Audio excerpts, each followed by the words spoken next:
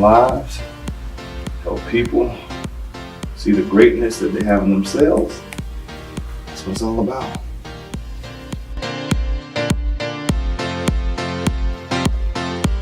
Iron pants to thinking about the day, thinking it out. This is kind of my quick meditation that I can kind of think through on how things are going to go. Having positive vibes, like an atom, always stay positive, right? Just kind of visualizing meetings, thinking through it, doing a meaningless task like ironing. So for me, when you're quick on a schedule, trying to get things done, I try to multitask doing things, and so something like ironing, my mind can go elsewhere, think about how I want to make an impact for the day.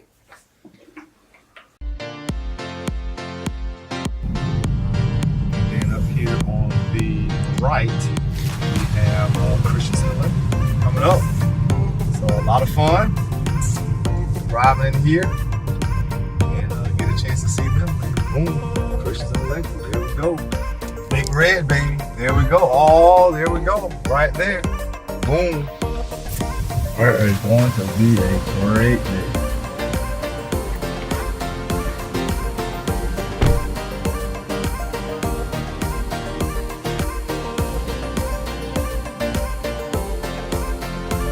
So that sense of family, I see that here, and I saw that from day one.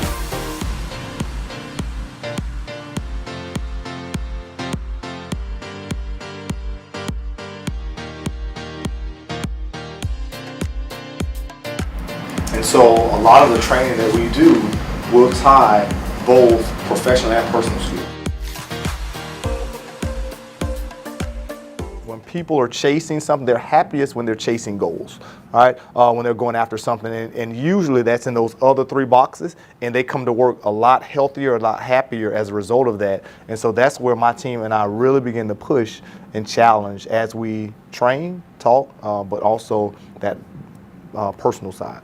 How do we make you just a great personal leader yourself, as well as great at mastering relationships? And so usually to start off, we did this with some people, but I would love to do it with the entire company, which is the 4 lens training. It is just a great way to start off, man. It's Ryan did. Yeah, so Ryan did it, and they love it. It's interactive. You find out why some people rub you wrong. It's an easy way to understand. I mean, that's what the line chapter did. Yeah. And they, like, I told Alex, Okay. I was like, okay. To get those You're guys, gonna yeah. come do that to alignment, Right. And they were into it. Dude, they listen. That's all over the country, from North Dakota to California. And people are like, "No, Alex, they're not gonna like." I'm like, "Dude, listen.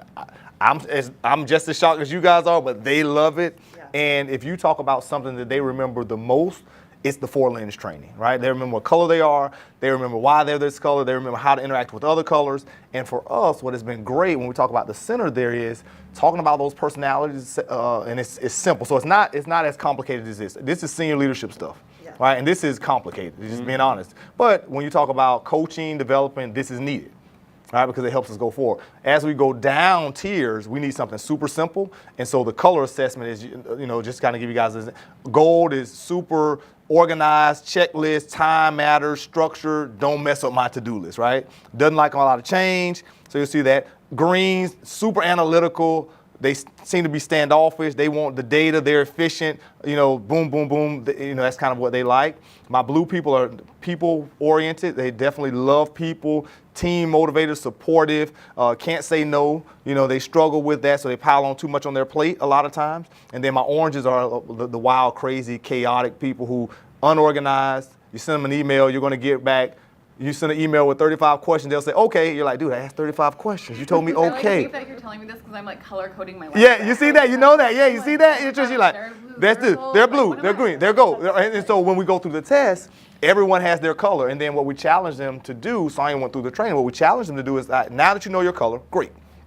Turn your back to your color. Because typically we talk to each other in our own language and our own color, right? And so we're going to challenge the entire organization to say, okay, I know that I'm green, blue, orange, or whatever. Turn your back to there, and now let's start speaking other people's language, right? So when I'm meeting with Mark, if I know that Mark's gold, I'm going to send him an agenda. I'm going to show up on time early. I'm going to do all this stuff because he's gold, and I'm going to speak his language, right? And so the more you do that, listen, companies do that. Listen, I have companies who do that, and they color code name tag, offices. They're like, so I know I'm walking into a green. All right, data, and I'm gonna leave a lead behind for them to read and follow up, and they're gonna ask me 1,000 questions, so I'm prepared for that, right? And so we kind of go through that, but it makes companies work really well. And so it's a great start, guys, because what we do is then we build all of these other areas around that.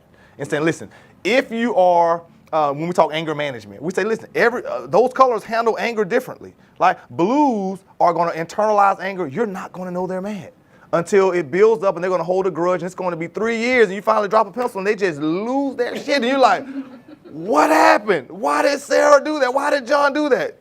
He's been holding that in forever, right? And so we begin to now customize all of these areas, be it strategy and direction, be it customer focus, be it communication, be it talent management, driving and managing teams, all around those colors. And so that's why it's a great start, because now we always go back to, hey, remember the colors, remember that. And we're talking about communication, leadership, and different people's style. And then over time, what happens is your people begin to realize and pick up on keys. So you can pick up on certain keys from different people and how they dress, how they respond, how they act, looking at their office, and you're like, okay, I know this person's color. Okay, I think I know this person's color. And so dealing with each other internally will be phenomenal, but then externally, they'll know how to present things to customers much better. And I like that it's challenging. The stress is a little much sometimes, but I've gotten a lot better over the years at managing that. We're going to talk a lot about that too.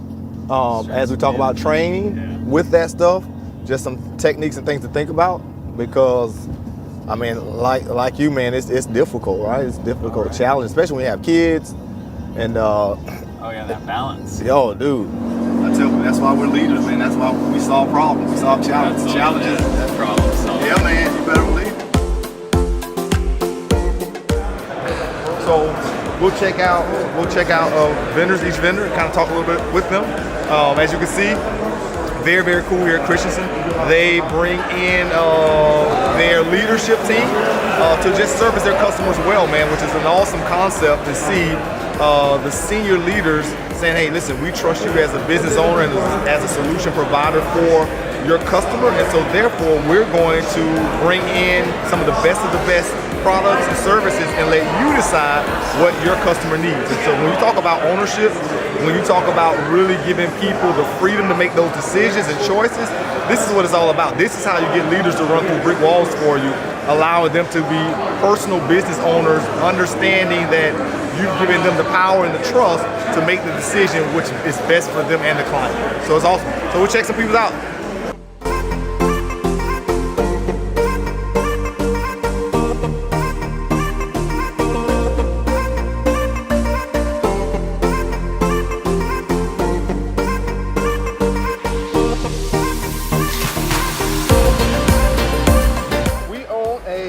Development company, and so I travel the country working with companies like Christenson, bringing leadership development. And so we do frontline leadership, and so really dealing with people skills.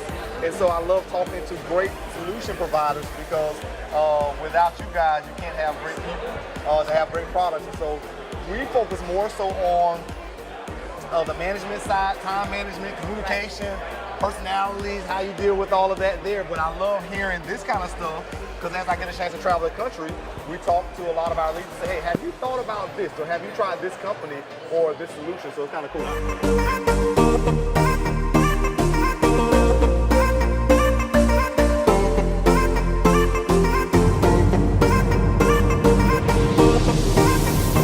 So to you, what is the most important characteristic that clients embody that really helps them get the most out of your services? Well, I think the most important thing is seeing a senior leadership team who really cares about their people. You know, at the end of the day, I understand that companies have to make money, and that's kind of their deal. You know, you gotta make a profit, or else the doors won't be open. But when you get a chance to see a senior leadership team who's excited about making their people's lives better, who gets to the point of having a great home life and work-life balance and trying to make them the best of the best at that, man, that's a hook, line, and sinker. That lets me know we're going to have tremendous success, because they bought into what we're doing, and they bought into making people's lives better. And when you make people's lives better, everything else falls in place. You make more money, the environment's happier, you have a great culture, because at the heart of everything is the people. And so when I hear them talking about that and talking about their people over and over again and not so much profit, I know that we have a winner here. Some companies I tend to, sometimes walk away from and realize that we have to part ways because it's just not a good fit, because they're so profit driven. And the challenge with that, being profit driven, is that people can sense that. People can sense that they're just a number, they're a process, they're a piece of your puzzle to ultimately make you more money. And when they feel that way, they're not bought in. They're not bought in because they understand that it's a bait and switch. You really want something out of this deal. But when you can really say, you know what, no, we want to make your life better, and we understand that as a result of doing that, everything else is going to fall in place. That's a winning combination.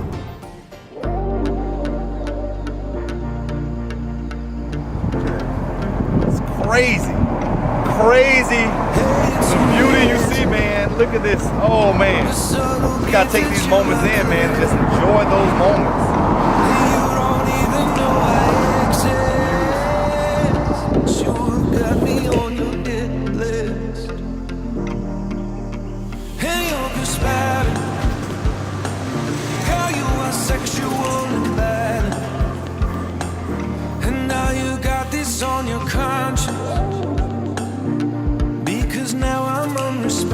All right, hey, so great day here in Portland. Met with Christenson and just had a phenomenal time. I tell people all the time, if you enjoy what you're doing and if you're passionate about it, it's not work, and so it's a lot of fun. On top of that, got a chance to see just some great areas here in Portland, the Bridge of the Gods, the waterfall, and so finding ways to not only do work, but make work fun, as well as getting to see different parts of the country. So the other part of that is a red eye. So we got a flight in the morning, a flight tonight, because we got a meeting in the morning on the other coast, on the East Coast. So we'll be flying through the night, get a little sleep on the plane, wake up, jump off the plane, and head to breakfast. But that is the hustle and the grind, and it's worth every bit of it to follow your passion. So hey, I want to challenge you to be committed to following your passion, be committed to greatness, and be willing to do whatever it takes to do that. If that means flying across the country, do that. If that means jumping on a red eye to get to another meeting on the other side of the world, do it. Live how you have to live now so that you can live how you want to live on the other side. Have a great day, guys.